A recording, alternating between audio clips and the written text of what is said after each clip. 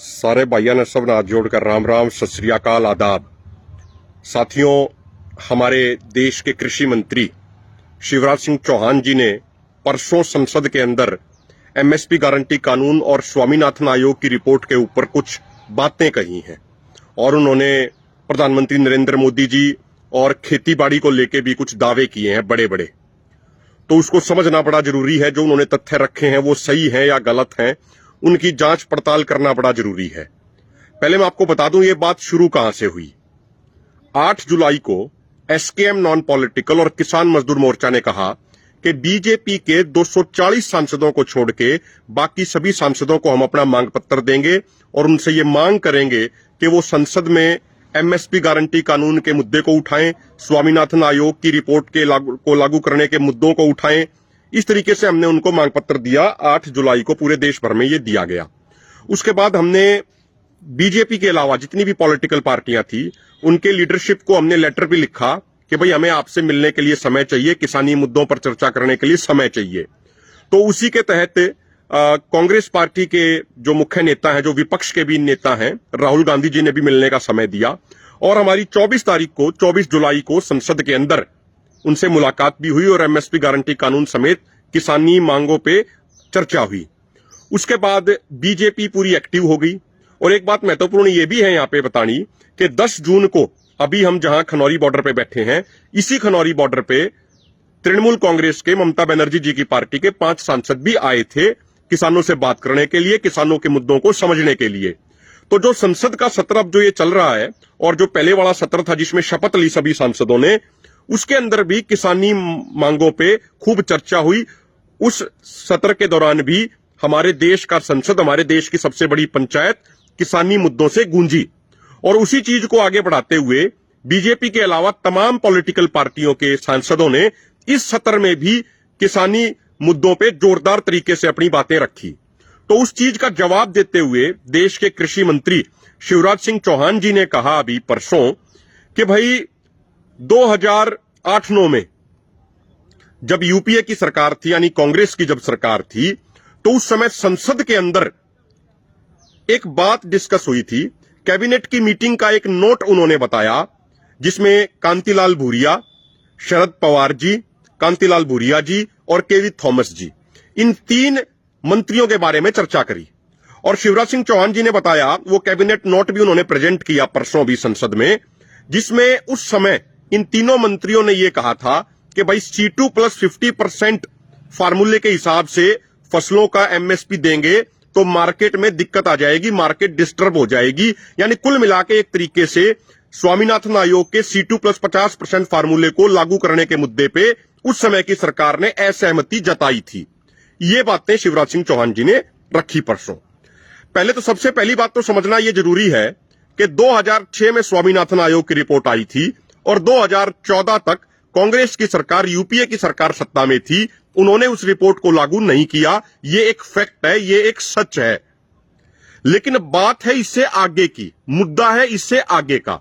वो मैं ऐसा इसलिए कह रहा हूं क्योंकि जब यूपीए की सरकार ने किसानों के उस महत्वपूर्ण मुद्दे पे ध्यान नहीं दिया 2006 से लेकर 2014 तक, तो उसी का नतीजा था कि 2014 में यूपीए को, यानी कांग्रेस को, सत्ता से बेदखल कर दिया। देश के किसानों और मजदूरों ने भारी नाराजगी दिखाते हुए कांग्रेस के खिलाफ वोटिंग करी। महत्वपूर्ण बात यहां पे यह हो जाती है कि 2014 के लोकसभा इलेक्शन से पहले माननीय प्रधानमंत्री मोदी जी जब गुजरात के मुख्यमंत्री होते थे तो उन्होंने कहा था कि अगर वो सत्ता में आए तो पहली कलम से स्वामीनाथन आयोग की रिपोर्ट को लागू करेंगे, C2 + 50% फार्मूले के अनुसार फसलों का एमएसपी किसानों को देंगे। ये बात माननीय प्रधानमंत्री जी ने कही। लेकिन जैसे ही ये सत्ता में आए तो 2015 में इन्हीं नरेंद्र मोदी जी की सरकार ने सुप्रीम कोर्ट में एफिडेविट दे दिया था और जस्टिस रमन्ना और जस्टिस मुखोपाध्याय की बेंच के सामने इन्होंने एफिडेविट दिया था कि हम स्वामीनाथन आयोग की रिपोर्ट को लागू नहीं कर सकते, हम C2 + 50% फार्मूले को लागू नहीं कर सकते, इससे मार्केट में बड़ा नुकसान हो जाएगा, मार्केट में बड़ी दिक्कत आ जाएगी, हमारे पास इतना फंड नहीं है। यानी कुल मिला के जो स्टैंड उस समय कैबिनेट की मीटिंग में कांतिलाल भूरिया जी ने, शरद पवार जी ने, केवी थॉमस जी ने रखा था, वही stand as it is BJP का रहा है। शिवराज सिंह चौहान जी को जवाब तो इस बात का देना चाहिए ना कि जो उस समय 2008-9 में यूपीए की सरकार में जो कैबिनेट का नोट था, जिसमें C2+50% फार्मूले को लागू करने में असमर्थता जताई गई थी, आप उस नोट से सहमत हैं या नहीं है? मोदी सरकार उस नोट से सहमत है या नहीं है? आप ये बताइए। अगर आप उस समय के उस कैबिनेट के नोट से सहमत हैं, तो इसका मतलब किसान जो आपका विरोध कर रहे हैं वो बिल्कुल जायज कर रहे हैं। और जिस तरीके से किसानों ने, मजदूरों ने विरोध करके 2014 में कांग्रेस को, यूपीए को सत्ता से बेदखल किया, किसान और मजदूरों की जिम्मेदारी बनती है वो आपको भी, यानी बीजेपी और एनडीए को भी इसी तरीके से सत्ता से बेदखल करें, क्योंकि आपकी और उनकी सोच में कोई फर्क नहीं है।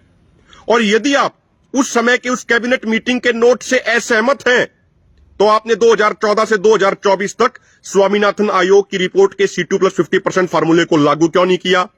यदि आप उस कैबिनेट नोट से असहमत हैं, तो 2015 में आपने सुप्रीम कोर्ट के अंदर यह एफिडेविट क्यों दिया कि हम स्वामीनाथन आयोग के C2+50% फार्मूले को लागू नहीं कर सकते? आपको भी तो यह बात क्लियर करनी चाहिए ना, शिवराज सिंह चौहान जी।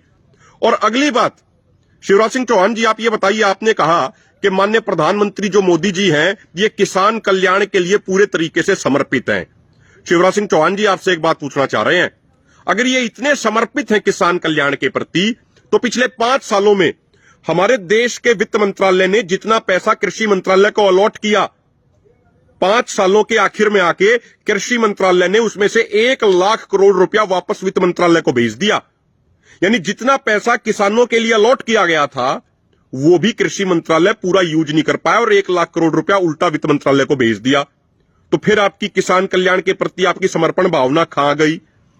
कहां चली गई आपकी वो समर्पण भावना? दूसरी बात, अगर 2020 से ही बात करें, 2020-21 से जो हमारा टोटल बजट होता था, उसमें से कृषि का बजट लगभग 5% था। 2021-22 में 4.4% आ गया। उसके बाद घटाते घटाते आपने 2023-24 में 2.56% कर दिया और अब की बार 2024-25 में वो 3.15% है। हम देश की 55 से 60% आबादी बनाते हैं, लेकिन हमारे लिए बजट आप अलोकेट कर रहे हैं मात्र 3.15%। तो कहां गई किसान कल्याण के प्रति आपकी समर्पण भावना?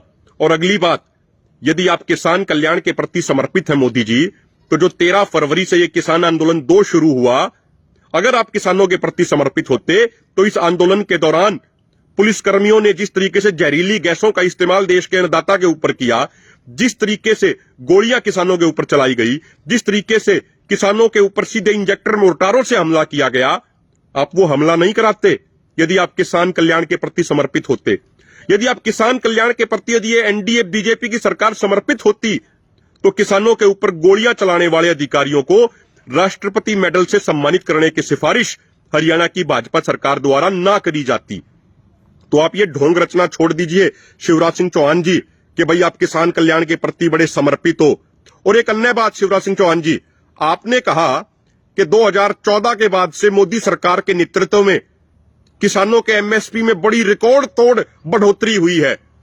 मैं देश के किसानों से एक बात कहना चाह रहा हूं, इस बात को बड़ी ध्यान से सुनिएगा और इस वीडियो को अधिक से अधिक शेयर कीजिएगा, क्योंकि बहुत मेहनत करके डाटा निकाला और देश के हर किसान को यह डाटा जानना बड़ा जरूरी है।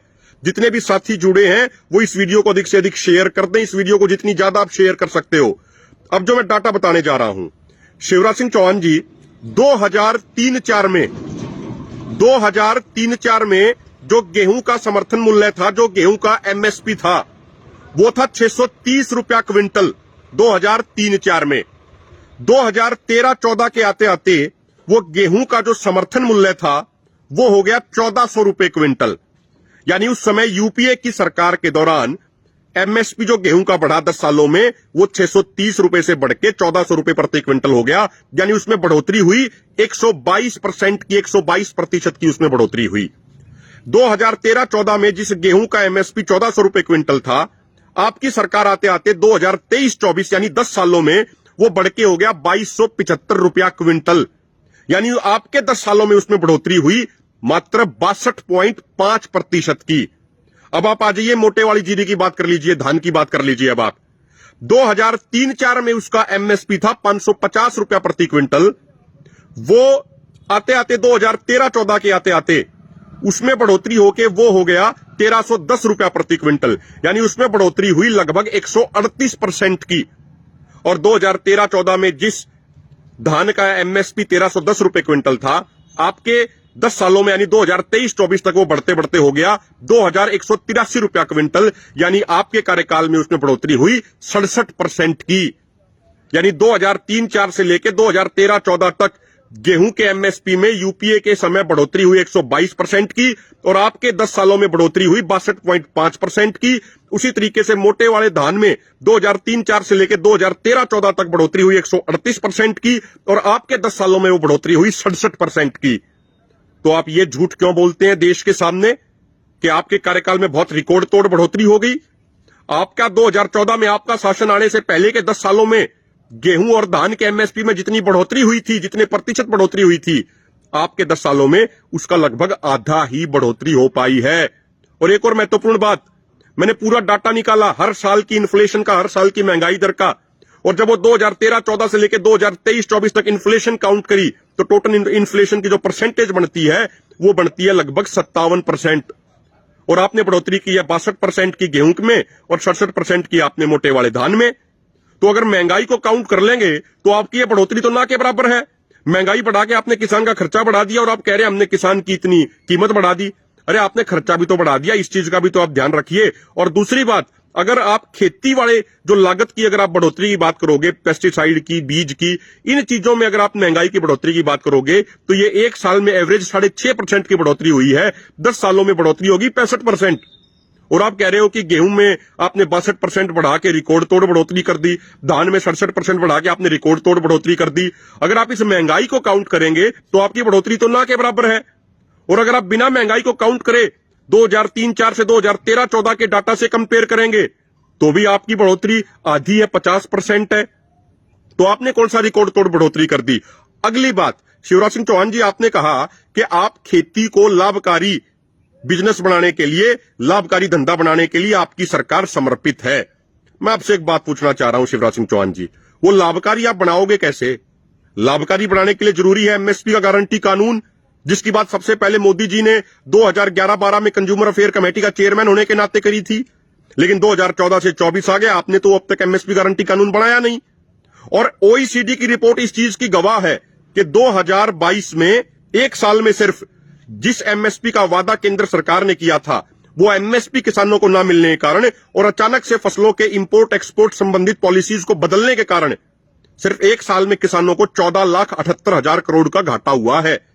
तो एक साल में किसान को घाटा हो रहा है 14,78,000 करोड़ का, और आप कह रहे हो कि हम इसको लाभकारी, खेती को लाभकारी बनाने के लिए हम काम कर रहे हैं। तो ऐसे कैसे लाभकारी बन जाएगा शिवराज सिंह चौहान जी? और एक आखिरी बात, आपने ये भी कहा कि आपकी सरकार किसानों की आय को दोगुनी करने के लिए पूरे तरीके से समर्पित है।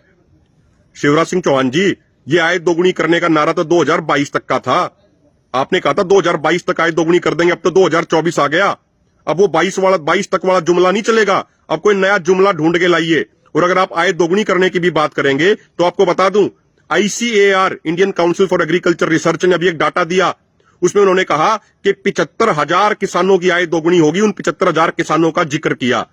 लेकिन जब इंडिपेंडेंट मीडिया हाउसेज ने उन एड्रेस पे उन किसानों के पास जाके पूछा तो एक किसान था उसमें उत्तर प्रदेश के गौतम बुद्ध नगर जिले का, वहां पे दादरी एरिया का किसान था जिसका नाम हिमांशु। आपने अपनी रिपोर्ट में कहा ICAR ने कि इसकी आय दोगुनी होगी मोदी सरकार की नीतियों के कारण, लेकिन पता लगा वो हिमांशु ना तो खेती करता ना उसके पास जमीन है, लेकिन आपने डाटा चढ़ा दिया कि उसकी आय दोगुनी होगी। तो ये आपकी सच्चाई है आपके आय दोगुनी करने के जुमले की। तो इसलिए शिवराज सिंह चौहान जी, तथ्यों पे बात कीजिए। अभी जब हम कई स्टेटों के दौरे पे थे, मध्य प्रदेश भी गए, तो मध्य प्रदेश के किसानों ने एक बात से बड़ा सावधान किया। उन्होंने कहा कि माननीय शिवराज सिंह चौहान जी घोषणावीर हैं। 18 साल मुख्यमंत्री रहते हुए उन्होंने 18,000 घोषणाएं करी, लेकिन एक भी घोषणा उनकी पूरी नहीं हुई किसानों के लिए। तो इसलिए किसान आपकी बात को समझ चुका है, आपके जुमलों को समझ चुका है, आपकी सरकार के जुमलों को समझ चुका है। तो जो हमने तथ्य रखे हैं, यदि इसमें से कोई गलत तथ्य हो तो मोदी सरकार उस बात का जवाब दे, और उनके जवाब का हमें इंतजार रहेगा। आप सबका बहुत बहुत धन्यवाद। अगर आपको ये जानकारी, ये सूचना अच्छी लगी हो, आपसे हाथ जोड़ के प्रार्थना है कि इस वीडियो को अधिक से अधिक शेयर कर दें। हमारी कोई IT सेल नहीं है बीजेपी की तरह, लेकिन आप ही हमारी IT सेल हो, तो इस वीडियो को अधिक से अधिक शेयर कर दो। जो भाई इस वीडियो को सुने, कम से कम 25-25 बार इस वीडियो को जरूर शेयर करें। किसान आंदोलन के प्रति अपनी जिम्मेदारी समझ के बहुत बहुत धन्यवाद।